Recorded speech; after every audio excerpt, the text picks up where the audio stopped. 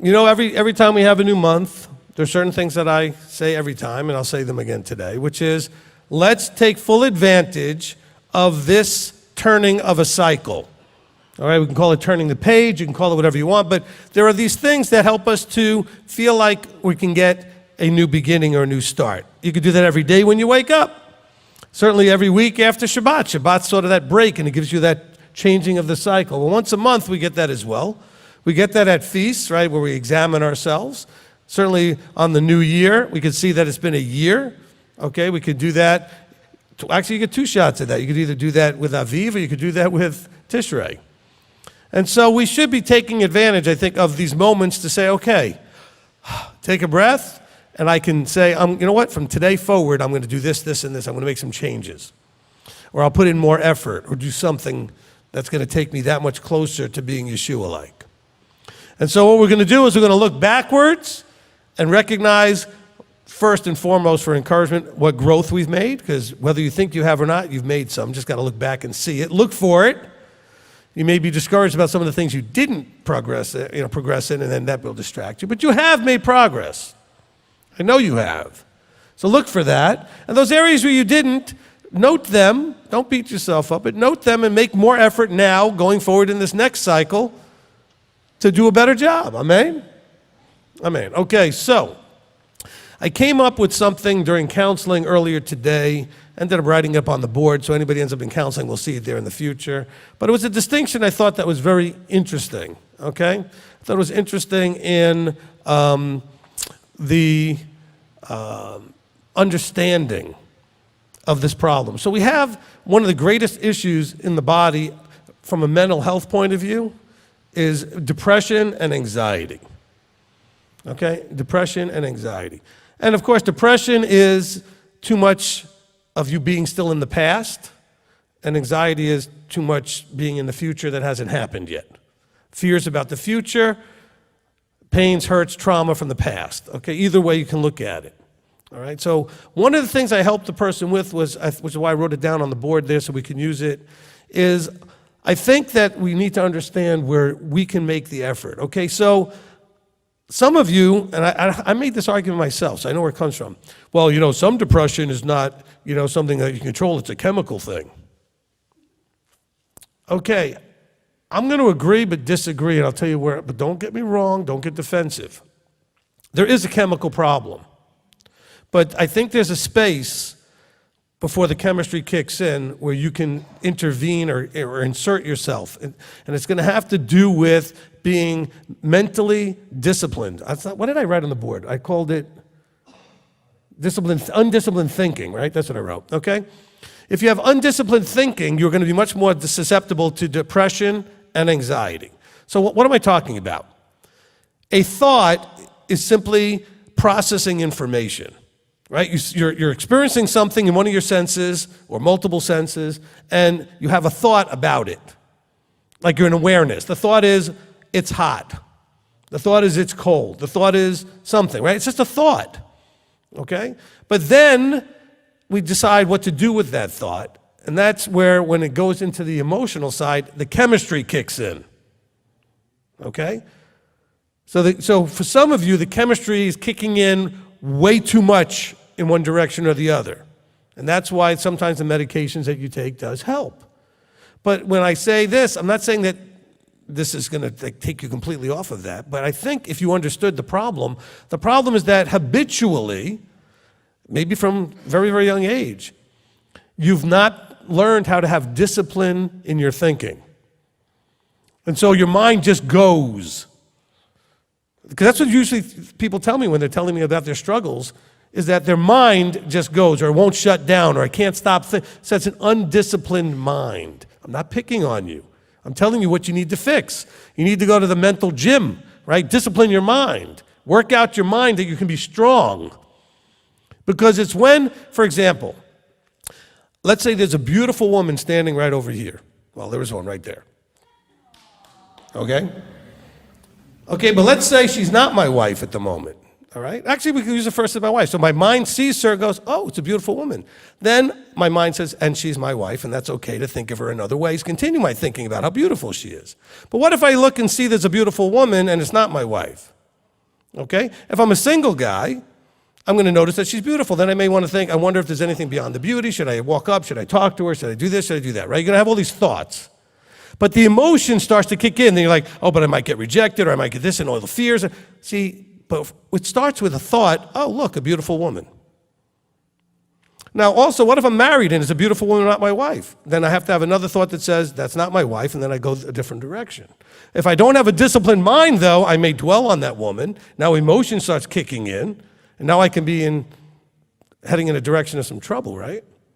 So it's the disciplining of the mind, of the thinking process.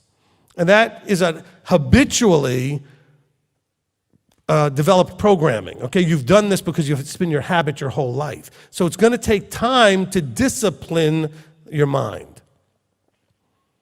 And so what I mean by that is that you're going to gain, hopefully, control of that space between information and emotional reaction. Because that's what it talks about in Scripture when it talks about the idea of taking a thought captive. Okay? Because captive means I'm taking it before it gets emotionally connected. I'm going to take that thought and say, is that something I need to respond to emotionally? No, it's not my wife. I don't need to pay that any more attention. And then I can just discard the thought, right? I mean, I'm a human being. I'm going to notice if someone is pretty. But then I have to know what to do with that thought. Okay? And so, again, it has to do with you and where you are and what your situation is, okay? You could, when you're facing something, realize the thought is whatever it is, and I do want to take an action. But now, if you have discipline, you can control the emotional response to it. Because that's where you can say things like, well, but the last time, like maybe you're a woman and a man is walking towards you. And you kind of was, on one level, was maybe hoping he would, and other levels you weren't hoping he would, because you might have some interest.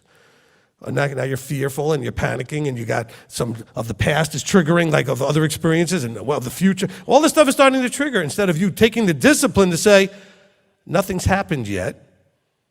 This is not any person that's done this before, so just because I've had other experiences doesn't mean this one will be the same. Maybe I just need to let it play out and see what happens and respond to what is as opposed to what I'm thinking might be. And that takes a lot of discipline because the emotion rages like a torrent, okay? And it just starts zooming into your system, and that's where those chemistry-altering pills minimize that to some degree, but that doesn't fix your problem, okay? And so I want to encourage us going through the next month, all of us, to do whatever you can to work on habits to to discipline your mind. To find ways to, and I've told you this in the past many times, it starts with almost like a third person watching over your own shoulder, being aware of yourself. Be aware that you have a thought and how quickly emotion just rushed in. And then you need to have muscles strong enough to push the emotion back and say, hold on a second, I didn't authorize that emotion. Okay? Nobody gave you permission to run and grab the steering wheel. I haven't decided what to do with this thought yet. Calm down. Okay? But that takes discipline. So I'm going to encourage you to go out and find books, videos, anything that's going to help you discipline yourself, having self-discipline. Okay? You can have all the goals in the world and all the desires in the world, but nothing is going to happen unless you have enough discipline to do what's necessary. Okay? And discipline is doing what has to get done whether you want to do it or not. Whether you feel like it or not. It takes discipline, okay? I mean, there was a time when I went to the gym every day. Did I want to go to the gym every day? No. And now I've become undisciplined in my mind in that area, so I don't go at all because there's so much of me that just doesn't want to go and do it. And so I realize I'm fighting a battle in my mind. I have the thought. As a matter of fact, there's a guy on TikTok I listen to all the time that tells you to go to a bleeping gym. That's all he says is, go to the gym. Okay, and I watch him and I'm like, and then I don't go. I should just put that phone down and go. And I keep him on my phone to remind me, and then I still don't go. Because I'm losing the battles. I'm trying to tell you I can empathize. Because I have to overcome, which is easier for me than what I'm talking about with you having the emotional challenge, I have to overcome the inertia to get me moving, right? The body in motion tends to stay in motion. The body at rest tends to stay at rest. Okay, so when I get home and I sit down, I'm at rest, I'm not moving. Okay? Probably better that once I get in the car and leave the building if I just go straight to the gym. But now if you have emotional challenges like depression and anxiety, well, now you don't have the overcoming inertia. Now you've got to actually physically battle against that emotion that's raging to come out. The fear, the panic, okay? The trauma that's being triggered from the past, the depression, whatever it is. And so you need to build up those mental muscles, the discipline of your muscle of your mind. Because remember what I've told you over the past was when you have the heart and the mind, we'll call it the emotions and the thought, whichever one is stronger wins. The problem is you've been raging in the emotion side so long that the muscles are very strong. Because you tell me you don't want to be depressed, but you can't figure out how to get past it. I don't want to have anxiety because that muscle is just so easily triggered and it just rages and flexes and it's so strong and you're just sitting there with no muscle to fight back. And so I'm going to encourage you to go on a regimen of developing your mental muscles, your discipline muscles, where you make yourself do what you want to do, even though you don't want to do it. In other words, you know you need to do that you don't want to do. One of the ways you can do that, by the way, is take all areas of your life. I didn't tell this to the person earlier today, so if they're watching, I can get that to them. But listen, one of the things that came up now in my thoughts is, I know that something that Tony Robbins teaches is that he does on his daily list whatever he wants to do least first. Okay? That's a good discipline.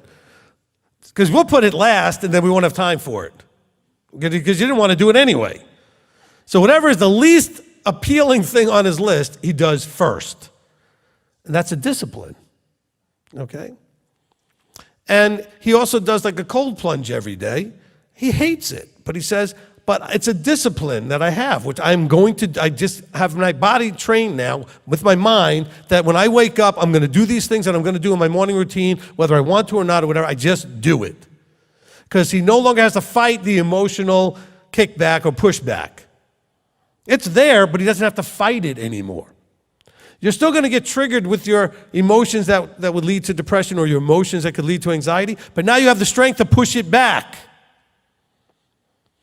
You know why you do better on the medication? It's not probably just because it's affecting your chemistry, but because it's weakened it enough that you can push back. It's weakening the other side. Well, instead of needing chemistry for that, why don't you strengthen the side that you need strengthened? Instead of weakening the other side, strengthen the side that does all the work anyway. Give it some big muscles and let it say, hey, why am I afraid of something that hasn't happened yet? It probably won't happen. You know in your life how many things you were afraid of that didn't happen, most of them, like almost all of them. I know there was a study, I think it's in the book, How to Stop Worrying and Start Living by Dale Carnegie, where they did a study and it was like, I don't know, 90-something% of things that people worry about never happen. And of the small percent that does happen, like 90% of those end up being like not even a big deal. So it's only like 1% of 1% or something that actually was as bad as they thought it would be. And for that, we freak out over everything. See, you know that intellectually, but that's not strong enough in your mental muscles to fight against the emotional rage of panic and fear. Over time, you'll win that battle. You'll struggle. Look, if you were to go to the gym and you've never lifted any weights, let's say that the first time you go to pick up the little hand dumbbells, you're like, man, I could barely just do 10 pounds or 5 pounds.